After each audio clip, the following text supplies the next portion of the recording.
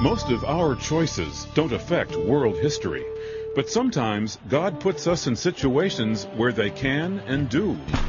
To save her people from extinction, Esther faced the risk of execution to beg the king of Persia to rescind a royal edict.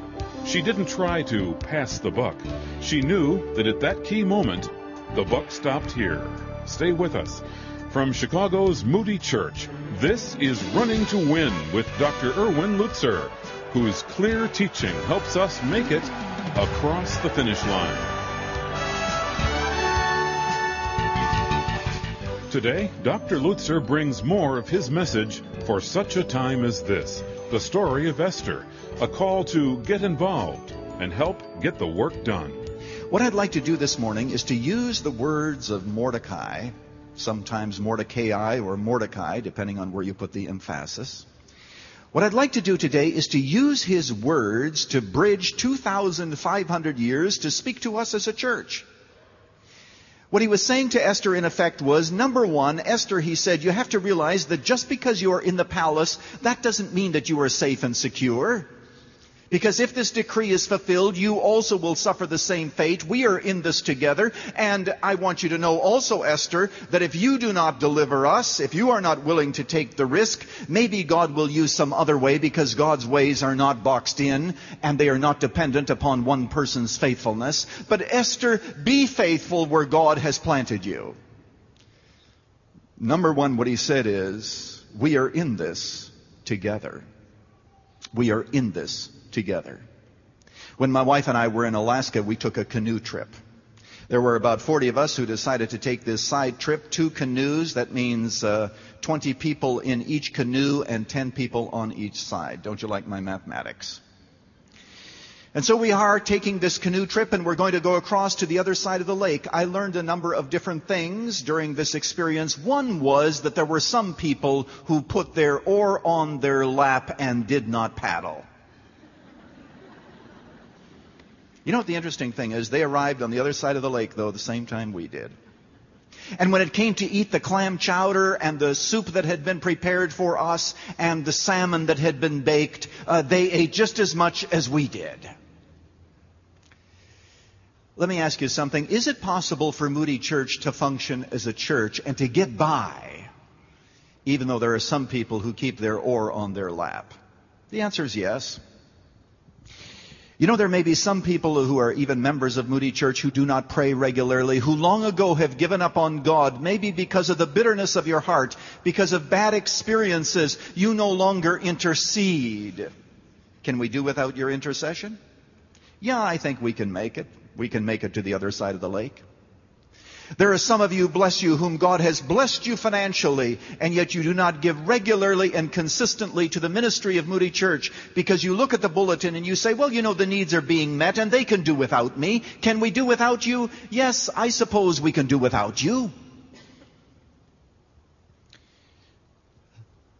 But I want you to know something, that on that lake that day, there was a time when everybody did paddle, and that was when we were in a race. During the last couple hundred yards, these 2 boats were in a race to see who would get to the pier first. And I want you to know that the boat that Rebecca and I in won, hands down, no contest. It wasn't even close. And everybody was paddling.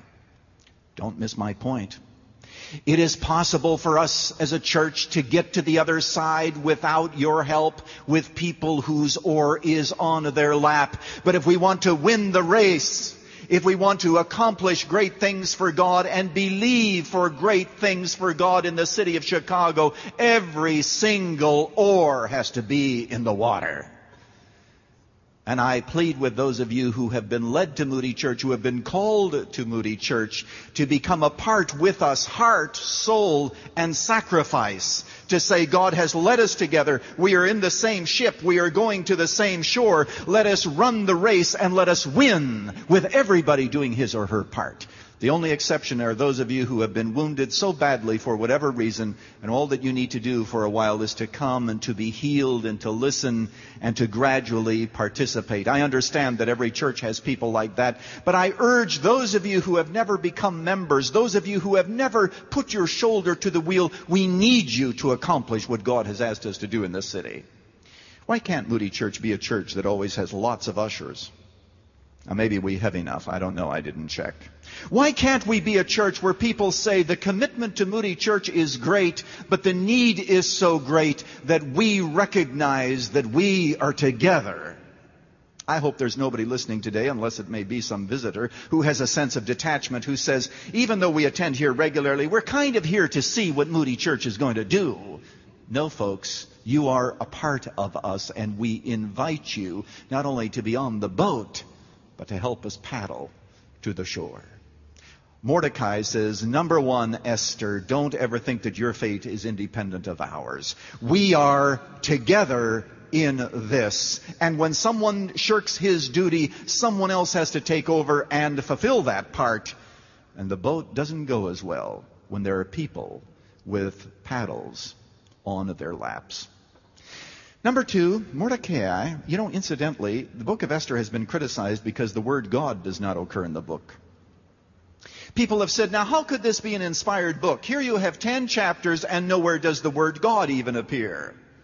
Well, even though the word God doesn't appear, I want you to know that in this book we can see His shadow, we can see His providential hand at every turn.